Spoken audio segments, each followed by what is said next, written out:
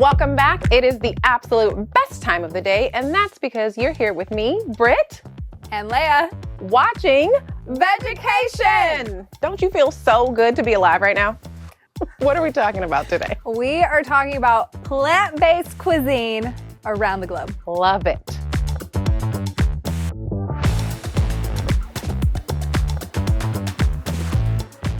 The only cuisine I don't like is American. Does that make well, me that's hard living in America, right? It's so hard, actually. I've thought so many times about moving to other countries because their cuisine is far superior than ours. I get asked all the time, like, what do you love about living in DC? What do you love about living in the DMV area? The food is like always top of the list because it's such an area that's like rich in culture. It's diverse. Like I grew up more like Southern Virginia, and there's not a whole lot of options. So I went to the Vegan Society website. Okay. As I was thinking about what we could talk about as it relates to like being plant-based across the globe, because sadly, I'm not as well traveled as I would like to be. I still got some years left in me. So I did some research because I was curious about like, are there specific countries or cultures that tend to have like a higher plant-based population? And I was fascinated by what I found. What did you find? I'm actually fascinated to know if you throw out any I don't know of.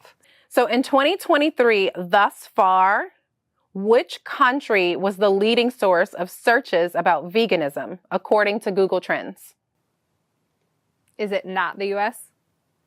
Well, you'll have to guess. So is that your guess? That's my guess. You only get 2 guesses. Okay. Are you sure you want it to be U.S.? Sure. You're wrong.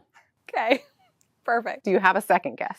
I would say for my second guess, I don't know why Africa. I like the effort. Yeah. I like where you're going with it. It was Germany. I think that, again, European countries have been moving in that direction for a while. And because they get so much of their produce local, I mean, it doesn't really surprise me. The interesting thing, though, is I've had clients in Germany. That's right. And they can't get some of the produce that I try to have them get as readily. So it is, I do feel, a little bit more challenging because they're getting everything local. So if I'm like, oh, just add an avocado, they don't get as many avocados as we do. So they're not always available in their grocery stores. So that's something that's really interesting, thinking of people going plant-based around the globe. What do they have access to? Yep. Yeah. There was a survey that was done in May 2021 about the percentage of people in England that had reduced the amount of animal products that they were consuming since the start of COVID. Mm-hmm. What do you think the percentage was? I don't know, maybe 20%? It's a good guess. Thank you. It was 1 in 4, so about 25%. You're welcome. How many people in all of Europe would you say are vegan? In Europe, there's probably 100,000 people vegan. 2.6 million. Oh, wow. That's a lot more. There's a lot of Europeans out there. There's a lot of Europeans. Yep. I did want to ask you, do you have a particular cuisine that you love, that you feel is more vegan friendly or plant-based friendly than others? I wish I could pick between the two, but it is a definite tie between Thai and Indian food. Oh. We are doing another segment of Eat This, Not That. And we are talking about bread and actually sparkling water today. Yeah. Which I think is a fun one. Okay. Okay. So breads. What are some breads that you like that are vegan, that are a good, I guess, alternative to like your traditional white bread? Yeah. I like homemade breads a lot. And my husband loves to cook, and he's amazing at baking anything breaded. So I love that the most anytime. And bread makers are surprisingly really easy to use. You just throw everything in there and then you come back and it's bread. It's magical. You throw your ingredients in and bread comes out? Correct. Again, bread makers have been used for centuries, but a lot of people don't use them anymore. And I didn't even know they existed. Yeah. So you had to put it in the oven in a better container. Than like warm, hot, fresh bread.